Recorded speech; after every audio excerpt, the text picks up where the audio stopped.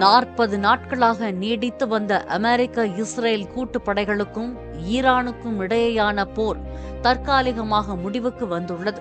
Hormuz நீரிணை விவகாரத்தில் அமெரிக்க அதிபர் டிரம்ப் விதித்திருந்த 48 மணி நேர கடைசி கெடு இன்று காலை 5:30 மணிக்கு முடிவடைய இருந்த நிலையில் 2 வார காலத்துக்கு போரை நிறுத்தி வைப்பதாக ட்ரம்ப் அறிவித்துள்ளார். ட்ரம்பின் இந்த அறிவிப்பை தொடர்ந்து இஸ்ரேலும் இடைக்கால போர் நிறுத்தத்துக்கு சம்மதம் தெரிவித்திருக்கிறது.